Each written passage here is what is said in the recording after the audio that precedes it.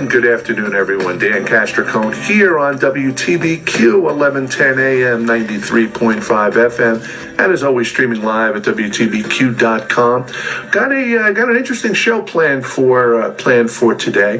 Those that are regular listeners, last week we did the show live from the rehearsal of the Blue Angels for the air show. We had Joe Dans in studio. Thank you to Joe. And the county executive and I were out on the tarmac, and I don't know if anyone was able to hear anything we did or not. At some points, these jets were flying, 200 feet over our heads, maybe, 4 at a time, making turns.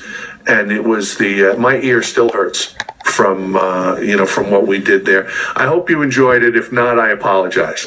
The week before, we did a show based on the possibility of the town of Monroe splitting into two towns. One, beautifully called North Monroe. I mean, we don't know what the real name is going to be, and Monroe. That North Monroe town would contain the current village of Kiryas Joel and some additional acreage. That show, we were asked to repost it on Facebook, which we did, and got an additional 2,800 listeners online on Facebook after the show, when we put it up.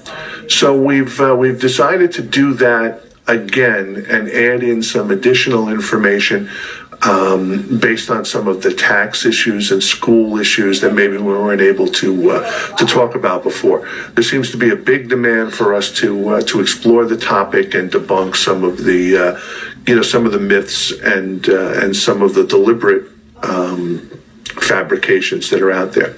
So on today's show, we're going to have John Allegro on the phone, and in studio with me now, who is Emily Convers and her two handsome sons, Nathaniel and Finian. Welcome, guys, who are in trail with their mother on her birthday. So happy birthday, Emily. Thanks, Dan. Thanks for having me in today. You bet. Guys, say hello on the radio. Hey. Hi. All right. So we got 4 mics, and we've got a Convers on 3 of them. So, Emily, the show that we did was the demand to hear more was incredible. So let's kind of review, why we're even, United Monroe and Preserve Hudson Valley are even contemplating negotiating with the village of Kiryas Joel, those in power there, about splitting the town. And then we'll go into more of the details. Let's give a quick overview. Okay. Well, for the last several years, Preserve Hudson Valley, the nonprofit to which I am one of 3 directors, has taken on the litigation against the annexations of Kiryas Joel. The 164-acre annexation, which the unfortunate previous town board had voted yes on to hand that land over to KJ, we have been litigating for several years, which has held up the process. As a result of being held up in litigation for years, not getting the land that the Kiryas Joel leadership had promised their citizens, they have launched this past fall a petition to separate. Their initial petition to separate from the town of Monroe included 382 acres of land. Our immediate reaction, when I say our, I mean the grassroots organization United Monroe, to which I am also a chair, responded with separating, great idea. 382 acres, way too much land. That led to a dialogue opening up. And this is the first dialogue that has ever happened, probably in the history of Kiryas Joel and Monroe relations, where it's a true negotiation. It's not just one party. Usually it's a politician hand in hand looking for votes and willing to. Right. To do the bidding. What it takes to get the votes. Absolutely. So we actually created the leverage with our litigation and with our activism that brought Kiryas Joel to a negotiating table, and which is tremendous and historic. And at this point, the Kiryas Joel leaders have been very willing to renegotiate the amount of land with which to separate And separating into their own municipality means that Kiryas Joel will no longer be voting in the town of Monroe elections, which means that people outside of Kiryas Joel will have political freedom to decide who represents them. We'll have control over the planning and zoning boards in Monroe. And that's a huge impact. In addition to that, this agreement that is almost completed would mean protecting the Monroe Woodbury School District, which is paramount. Yeah. The one thing I was thinking about as I was driving in, and I'm driving through, I started in Tuxedo and drove through Greenwood Lake and, here and through the village of Warwick into the town of Warwick. And I'm thinking about, what does this mean for these other municipalities? And, we talked about it briefly last week, but how many people live in Monroe total now? Total inside Kiryas Joel, about 24,000. Outside of Kiryas Joel, around there as well, around the same amount of people. Okay. The difference, however, is that in Kiryas Joel, the median age is far younger. Mm-hmm. So even though there's around the same amount of people, the bulk of the median age in Kiryas Joel, I believe, is around 14. Yeah. So what I was thinking, for Tuxedo and Greenwood Lake and Warwick, and as you go around the circle, into Chester and Woodbury and all of the surrounding towns, is that the village of Kiryas Joel is on the verge of having complete control of a government of 40-some-odd thousand people. And the political clout that comes with that in terms of legislative seats, in the Orange County legislature,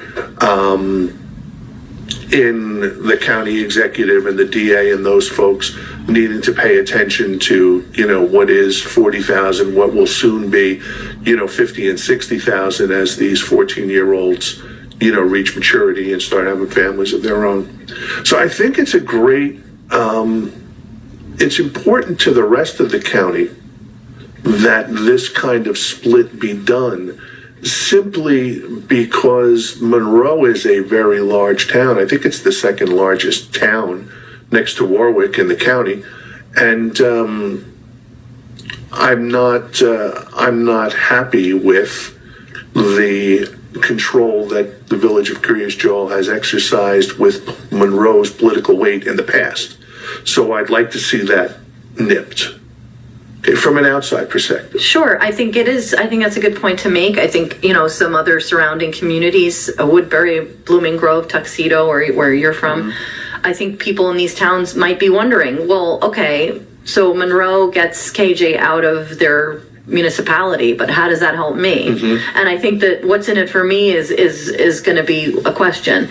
Well, when you have, like you said, a town as large as Monroe under complete control by one special interest group, that is going to impact. That's going to impact the zoning in Monroe. It's going to impact the planning in Monroe. It's going to impact the population of Monroe, which would dramatically change. Which would in turn impact infrastructure, roads, sewer, right, water, resources, and that kind of exponential growth over that large an area of land is impacting the surrounding communities and towns, and would also eventually impact the Monroe Woodbury School District, which does, educate more than Warwick Monroe. And Tuxedo and Chester, yes, and Woodbury. Parts of Tuxedo, yeah. Right.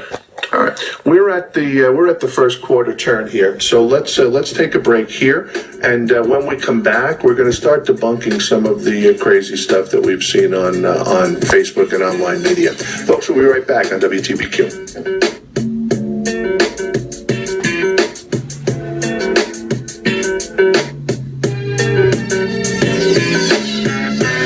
The law firm firm of Beatty & Krahulik, founded in 1872, provides sophisticated legal services to businesses and individuals throughout the Orange County area. As the oldest law firm in Orange County, the firm has developed a reputation of providing the highest quality client service. This is attorney Bob Krahulik, the lawyer guy here on WTBQ Radio. Call for a free consultation at 986-1155. That's 986-1155 at hudsonvalleylaw.us. Progressive presents Mindfulness with Flow. You feel an overwhelming sense of calm in 3, 2, 1. Your home and auto insurance is bundled like a baby in a warm, buttered blanket. The money you save rains gently down upon you, in bills, not in coins, because that would probably hurt. Worries drift away when you bundle home and auto insurance with Progressive. Visit Progressive.com. Progressive Casualty Insurance Company and affiliates. Discounts not available in all states or situations. My great-great-grandfather didn't have electricity for most of his furniture-making years, so I know he never dreamed of combining electricity and furniture. Hi, this is Keith Millspaw of Millspaw Furniture of Walden, Warwick, and Poughkeepsie. Today, I'm emphasizing the benefits and comfort of combining electricity and furniture in reclining sofas, chairs, and sectionals, as well as in adjustable beds. Every piece has countless positions to explore as you search for the gratification of finding your perfect zone. For the ultimate in cozy, caressing comfort, come to Millspaw Furniture to experience the advantages for sitting, lying down, watching TV, relaxing, and sleeping. Millspaw Furniture is always focused on the non-disposable story, so you can be assured that your luxurious electrical experience will be enjoyed by you and your family for years to come. Combine comfort with confidence at Millspaw Furniture now and luxuriate in a new world of coziness. That's Millspaw Furniture, where we've been offering non-disposable furniture and mattresses since 1858.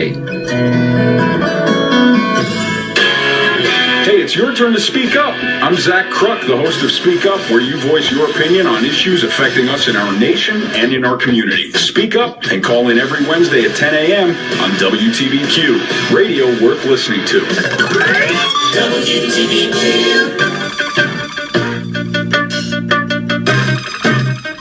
And we're back on WTBQ 1110 AM, 93.5 FM, and as always, streaming live at WTBQ.com.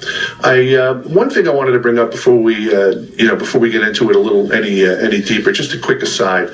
A friend of mine posted that they had found a Purple Heart medal over in Tompkins Cove, which is right where I grew up.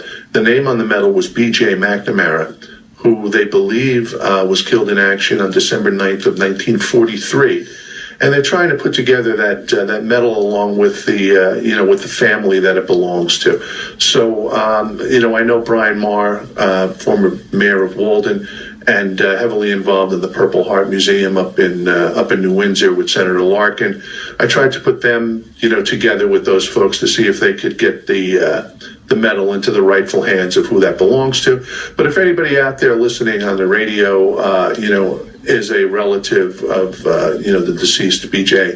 McNamara, you could, message me on Facebook or call the station, and we'll help you get that medal back into the hands of the people that it belongs with. Okay. All right. Let's talk some more about the ravings of folks that are, definitely against the separation of the two towns. I saw one post that said that taxes in Monroe are going to go up by 35% if you guys split. What's that about? Well, I think that's a load of hoo-ha. Okay. And I'll tell you why. All right, please do. As of right now, revenue from Kiryas Joel for the town of Monroe is about 1/7 of the budget. Oh, 1 second. Dan, did you say we have a caller? Oh, yeah, caller, come on in. Who do we have on the line? Hey, Dan, John Allegro. Hi, Emily. Oh, great, John. Thank you for calling in. Yep. So we're right at the point where you would be a useful addition to the show. We appreciate it as we start to talk about the tax numbers. So this 35, your taxes are going to go up by 35%, which has been labeled hoo-ha by Ms. Convers. I have a different word for it. Yeah, but Dan doesn't want to pay any FCC fines, so let's keep your word where it is, and we'll continue with Ms. Convers. What's the story with this 35%? Well, the trolls of Monroe, as I like to call them, the people who do the bidding of Harley Doles, are trying to frighten people in Monroe into thinking that their taxes are going to go up by 35%. Should the Village of KJ separate, and that the Village of KJ pays 35% into the tax revenue. I used information that was readily available online. You can get this information from the submitted budget, the submitted town budget for 2017, and you can also get the information of the total assessed value of the Village of KJ from the Monroe Tax Assessor's Office. And while KJ does have about 33% of the entire assessed valuation in the town of Monroe, that does not mean that they pay 33 or contribute 33% of the entire tax take in the town of Monroe. Well, I mean, there's A funds and B funds and that kind of right. stuff. Why don't you lay that out for folks? Sure. Well, there's a whole town fund, okay. Right? And so whether you live in a village or you live in the unincorporated areas of the town, you pay into that. That's right. And between the towns and all the villages, everybody in the town of Monroe pays approximately 7.5 cents per $1,000 of valuation. Okay. Of the full assessed valuation, or your, if Emily lives in the village of Monroe, she'll look at her tax bill and she'll see that she pays 7.5 cents per $1,000 of the assessed value of the home. Now, the assessed value of the home is not the fair market value of the home. Mm-hmm. A home that has a fair market value of $325,000 has an assessed value of about $60,000. Okay. So we're going to take 0.0075 and multiply it times the assessment in the Village of Kiryas Joel, right? So what do you get? Divided by 1,000. Okay. So the number that I came up with was the total assessed property value inside of KJ is $176 million. Uh-huh. Okay, and at about 7.5 cents per $1,000 of value, they pay approximately $1.3 million into the entire town tax revenue. Okay, and what is the town budget in Monroe? Well, the budget is I think it's about $12 million, but there are other sources of revenues, revenue streams. The total take on taxes is about $9.5 million. Okay. So they're paying what, about 12-13%, if my math? Yeah, they're paying about 13.5%, 14%. Okay. Of the total in Monroe, and then they're also amount of tax dollars collected in Monroe.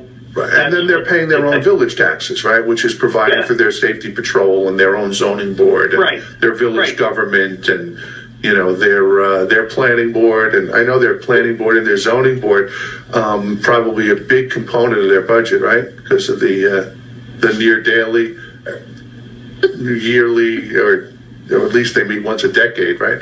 Well, whatever it is they meet. We're not sure about that. We're not sure about that. All right, so. And this accounts for 12 or 13% of the tax income, and they account for roughly 50% of the people. That's right. They have about 23.5 thousand people, and that's because number one, they're a village, they're a municipality, and two, because most of their housing are apartments or condos. All right. So they're taxed at a lower rate. So, also, I just want to back up on that. Also, because they're in the village, they pay less taxes to the town. Yes. Now, I live in the unincorporated part of Monroe, so I pay I pay 7.5 cents, like everybody else who lives in Monroe.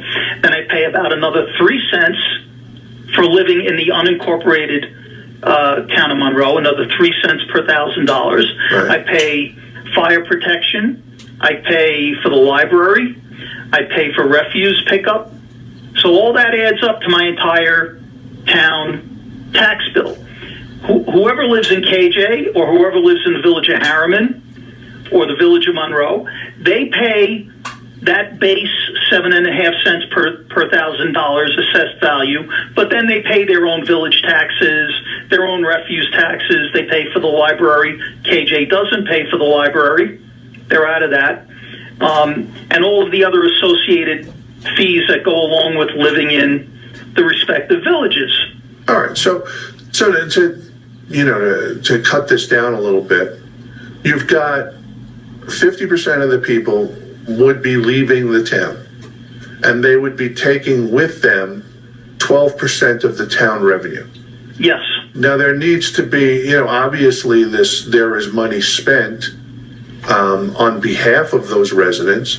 Sure. Be it, the dial-a-bus things, sure, or plowing roads that are going to be in this area but will have left along with them. Not to mention administrative costs of administrating the taxes and the assessor's office and other administrative costs that are associated with having a town this size. The town assessor recently, just a couple of weeks ago, cried uncle, and she said, "I need somebody else to work in my office." Sure. Yeah.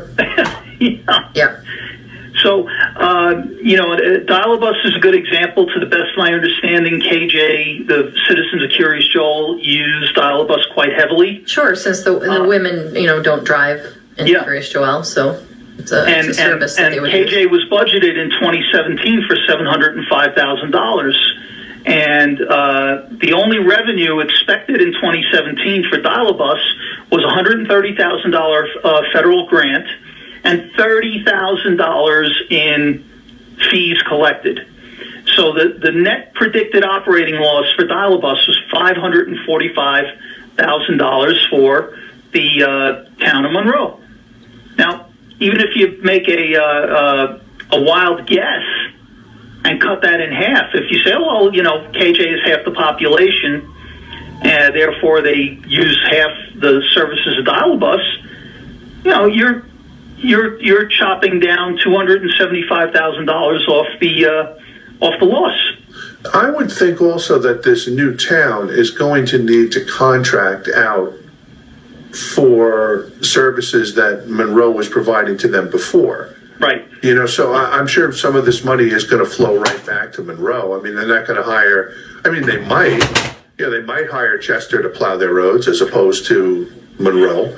But you would think that, as this goes forward, that some of those relationships and the fact that the people in Monroe have been dealing with those roads forever, that you guys would get some of those contracts anyway. So I'm sure a lot of the money is going to flow right back anyhow.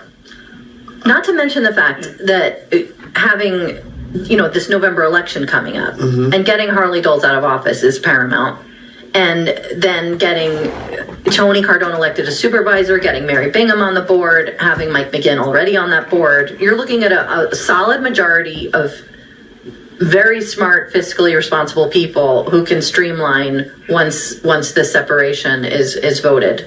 Do you think, just off the top of my head, I'm thinking between, swan boats and movie theaters, and do you think Harley Dole's boondoggles are worth $600,000-$700,000 a year of tax money? With probably the movie theater easily. Yeah. That you cut that right out. Absolutely. All right. Absolutely. So much for a 35% tax increase if this goes through. Let's talk about the motivation behind that too. Well, you know what? We're at the halfway point. Oh. So let's save the motivation for the flip side. In the meantime, we'll see what Rachel Ray is going to make Emily for her birthday lunch. Folks, we'll be right back at WTBQ.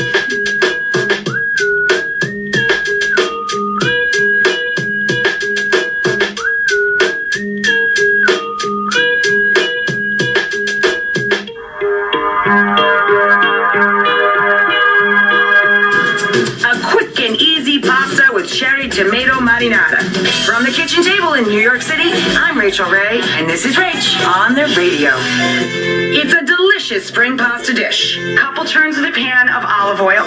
We're gonna drop in for that carbon monoxide detector. They would come to school. Kiryas Joel, only a few people that .com. Towards evening. Now showers early tonight, then periods of steadier rain and even some heavy rain in there. Lows in the mid to upper 60s. For Friday, we'll have rain in the morning, then drier for the afternoon in the upper 70s to near 80. And looking ahead into the weekend, Saturday, we'll have more clouds and sun, couple of showers and storms with a high of 85. From the WTBQ Weather Center, I'm Mike Mahalik. WTBQ. And we're back. Dan Castricone here on WTBQ, 1110 AM, 93.5 FM, and as always streaming live at WTBQ.com. On the phone is Mr. John Allegro, one of the executive board members of United Monroe and Preserve Hudson Valley. In studio with me is Emily Convers and her two handsome sons. And we've been talking a little bit about the possibility of a split of Monroe into two towns, and try to debunk some of the nonsense that we've seen online. So Emily, before we went to break, John, are you still out there?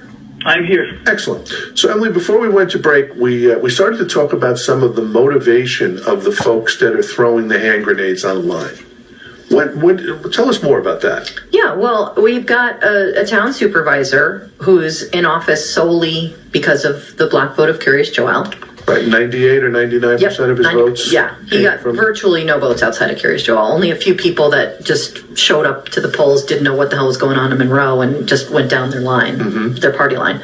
But yeah, 98% of his votes came from Kiryas Joel.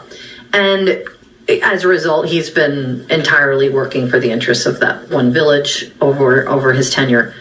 And he is looking at Kiryas Joel possibly being another municipality, which he could no longer serve. And he would have absolutely no way of getting reelected without that block.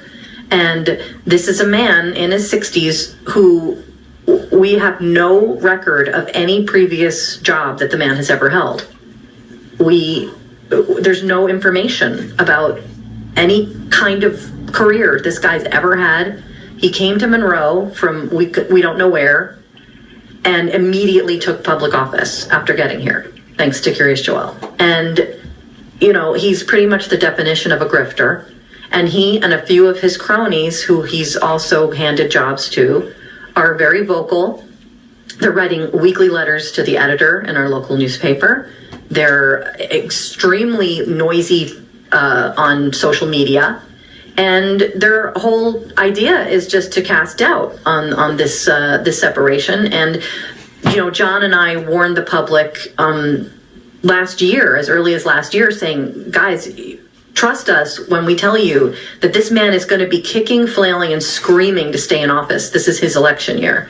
And there is going to be a lot of nonsense out there. And there's going to be a lot of propaganda, rumors, lies. And, we've just been asking people to make sure that they question everything.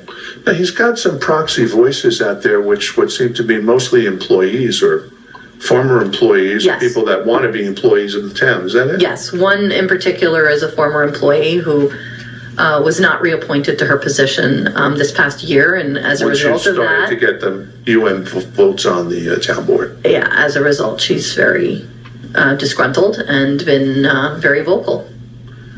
I actually met her not too long ago. And, sorry to hear that. No, it's fine. It was a school thing, so it's out of bounds for us. It's kids in schools. It's out of bounds. So. Oh, absolutely. But whatever. And then there's the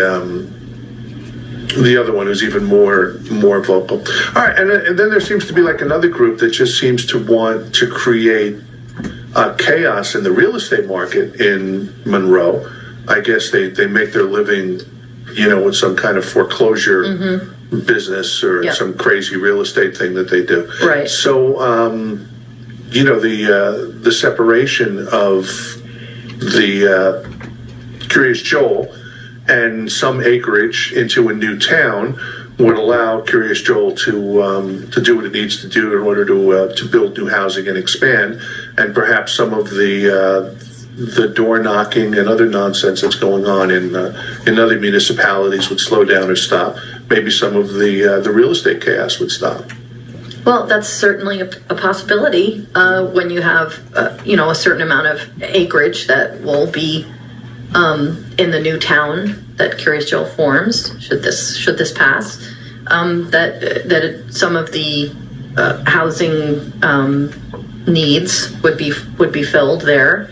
And there's certainly a potential for less of that happening. Although I think it's also important for people to understand that that there will always be people who don't want to live in the town or village of Kiryas Joel and are looking for a little more space or looking for a single family home. And I think what people need to understand in surrounding areas is that that these are your new neighbors should they buy a house next door or on your block, and that as long as your town and your municipality maintains your zoning and ensures that single family housing is the zoning in your community, then you shouldn't be too worried. Hey, I'd like to, if I could jump in, one thing I'd like to add about the zoning. Now I live on that north side of Route 17, which is bordering the village of KJ. And all of the vacant land in my neighborhood has been basically in a development gridlock for decades, because the owners of these properties have been waiting for KJ to say the word and say, okay, you can annex in now and build and make your money.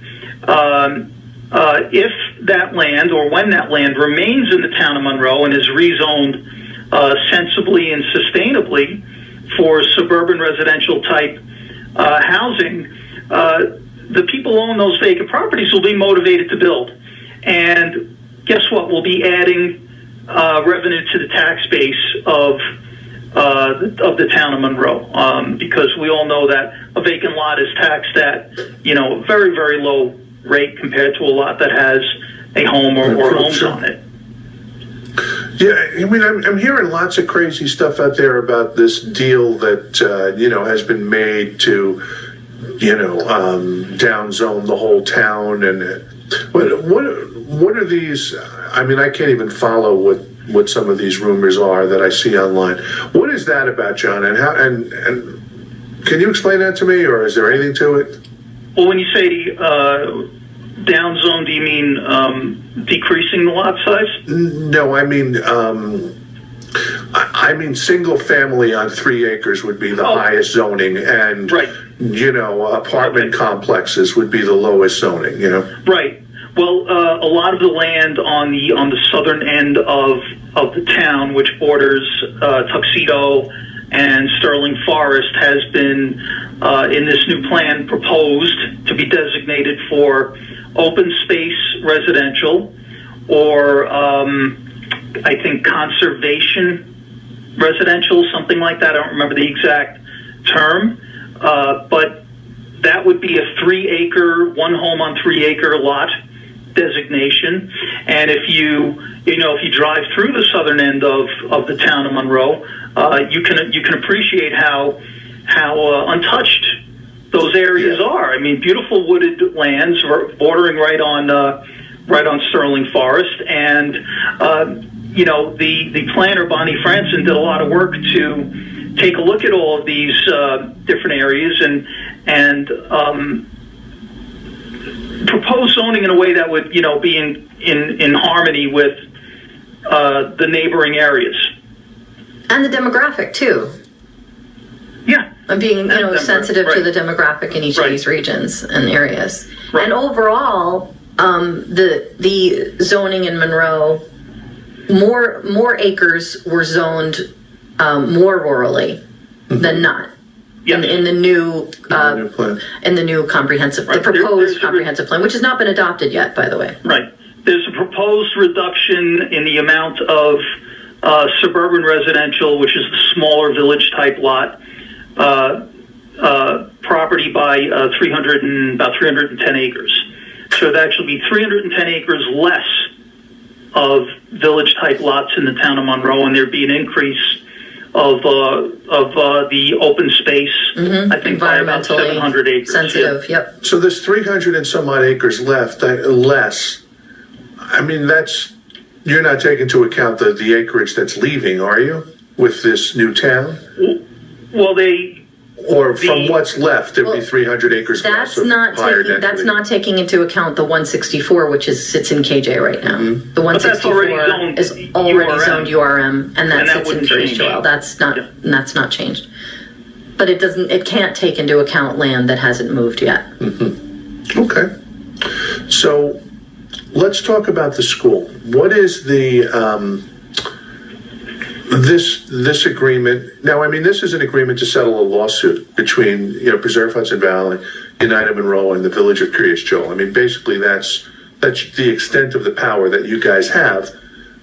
You make this agreement, and then if the county legislature decides to ratify that agreement, then it goes to a vote amongst all the citizens of Monroe, whether or not this actually occurs or not. Well, frankly, the legislature does not have to ratify the agreement. They're not bound in any way to this agreement as the agreement stands now. The agreement is essentially between Preserve Hudson Valley, the nonprofit that's litigating against the annexation, and the village of Kiryas Joel. And that agreement, once executed, would mean Kiryas Joel would resubmit their petition to separate with less acres. With less acres. Yes. I see. And once that happens, the legislature is bound to follow the procedure as outlined in New York state law on a petition for separation, which means they'll perform a state Environmental Quality Review Act. They will have public hearings, most likely in August, and then in September, the legislature will vote either yes, this can go to a townwide referendum in Monroe, or no, we do not think it should go to a townwide referendum in Monroe. And a lot of the stuff that we've been talking about, the tax issues and stuff, that would be addressed in the Environmental Quality Review Act. Yes. Statements. Right. So people will be able to see actual They'll be able numbers. to see that and comment on it at the public hearing. Okay. All right, when we're at the three-quarter turn, why don't we take a break here? When we come back, we'll talk a little bit more about the issues with the Monroe-Woodbury School District and this possible separation. Folks, we'll be right back on WTBQ.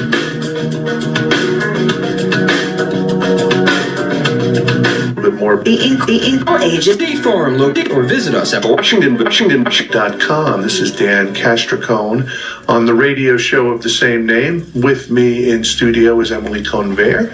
On the line is Mr. John Allegro. And before we went to break, we were talking a little bit about the effects on the Monroe-Woodbury School District. The proposed agreement that United Monroe and Preserve Hudson Valley have put together with KJ to separate into their own town. What is addressed in terms of the school district? The agreement won't happen or come to fruition without the school district boundaries changing to be contiguous with the new town. So that would mean that the new town that Kiryas Joel forms would be entirely out of the Monroe-Woodbury School District. And if that doesn't happen, if this school board and BOCES and the KJ School District don't all get on board with that and agree to that, then this will not happen. Then you'll work against the agreement at the election time. We're looking at adding, I don't know, somewhere more than 164 and somewhere less than the 380 they asked for, I'm assuming, for acreage into this. That's land that comes out of the Monroe-Woodbury School District, so they are going to lose some tax revenue there. Well, it's interesting because the land in question has a certain number of kids living on it. And those kids are already receiving services throughout the Monroe-Woodbury School District. Special ed services. Receiving special education, busing, books, and they already Attend incur private. Most of them right. attend. They attend private schools, Okay. but the taxpayers are paying for a certain amount of services for these children that are already existing. So take those kids out of the district, take the parents' taxes out of the district, and you've got Close to a wash again. close to a wash. It's certainly not a tremendous number.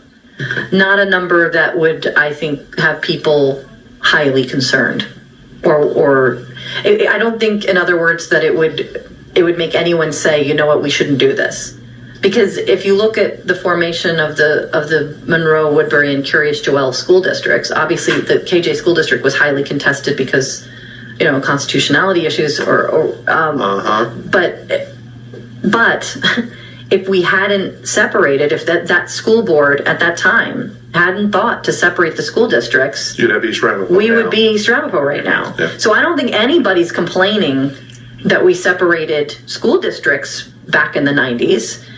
So I also equally don't think people will be complaining that we separated into two towns looking back, like when in the future, 20 years from now, when we look back on this action, people will be like, well, that was a really smart move because it protected the town of Monroe for 20 years from high density, from KJ controlled town board, which would change the zoning, which would change everything in the town of Monroe. And in 4 years, with the population of KJ being what it is and growing as it does, there is virtually no chance of us having control over our town board in the future.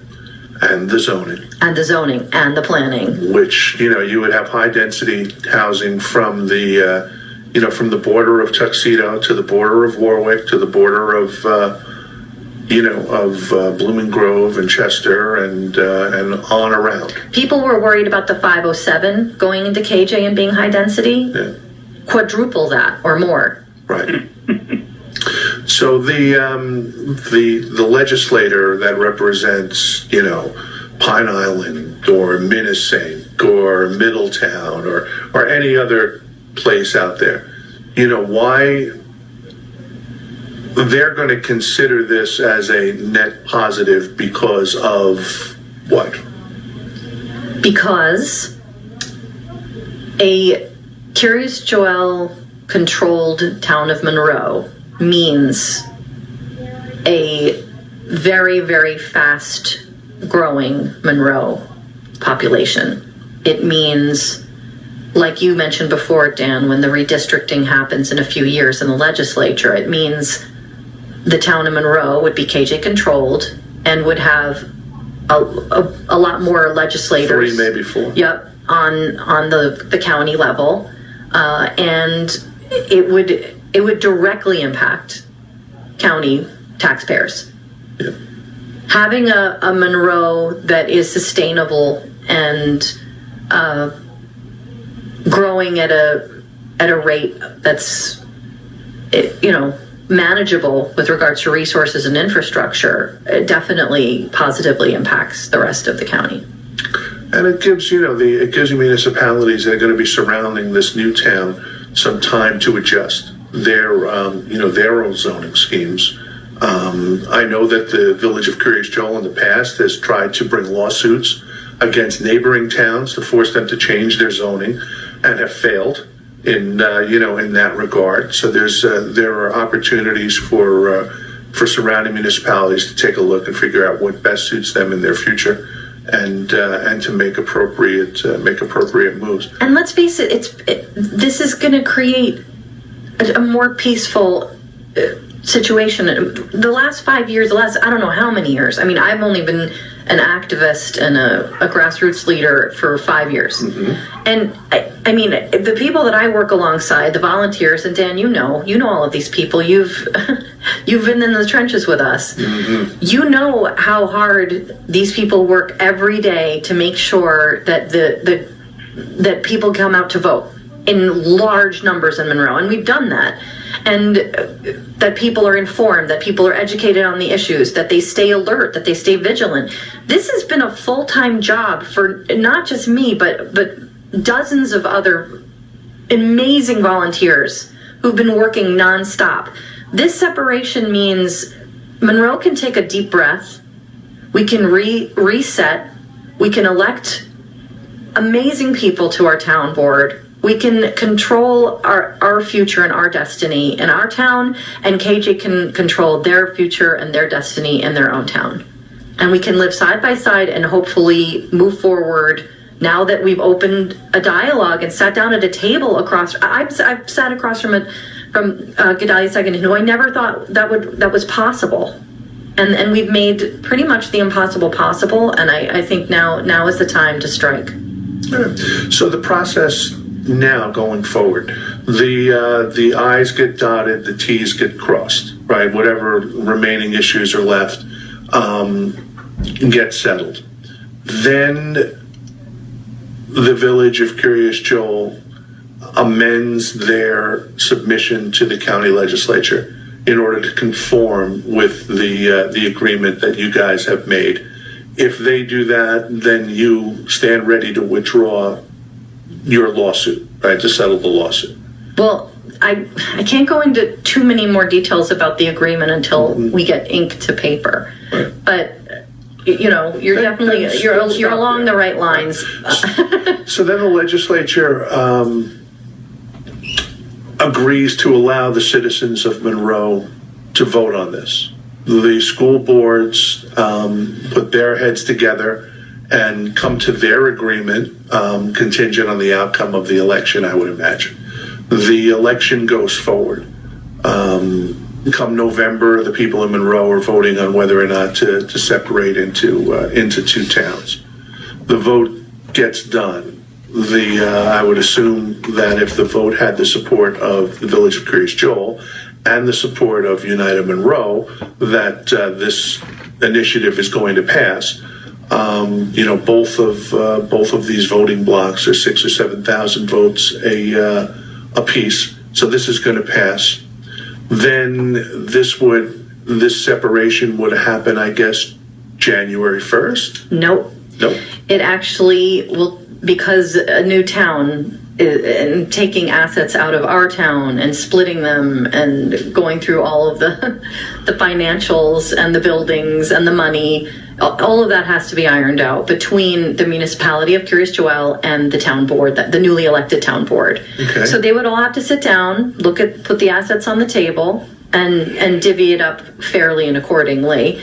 And the actual separation and the formation of the new town, because the new village of Kiryas Joel, forming a town, they would need to have an election themselves. They need a town board, they need a supervisor, etc. Mm-hmm. That would not happen until, now John, correct me if I'm wrong here, but I believe January of 2020. Right, they would have their first town election November 2019. Yeah. And then, And then January 1st, 2020 would be the formation of the new town that Kiryas Joel forms. In the interim would be a lot of negotiating and looking at the assets and separating and dividing assets. Wow, more complicated than I had figured. Yeah. Well, I mean, it's got to be easier in the fact that this is a village, so the village has already been responsible for its own police, its own fire protection, its own highway department, and they've been contracting through the town in order to provide these services. So it's not like you need to decide whether or not, who gets this fire truck. No, you're certainly not reinventing the wheel, and it's certainly a manageable task, and I'm sure there will be professionals on hand to support the process. So we're at the end of the show, and I think if you listen to the first show, which is online, it talks a lot about the differences between the annexation and the split. This show has been focused a lot on the financials. I think together you'd get a real good picture. So folks, this has been Dan Castricone, Emily Convers, and John Allegro on the Dan Castricone Radio Show, and we will see you next Thursday at noon. Take care, everybody.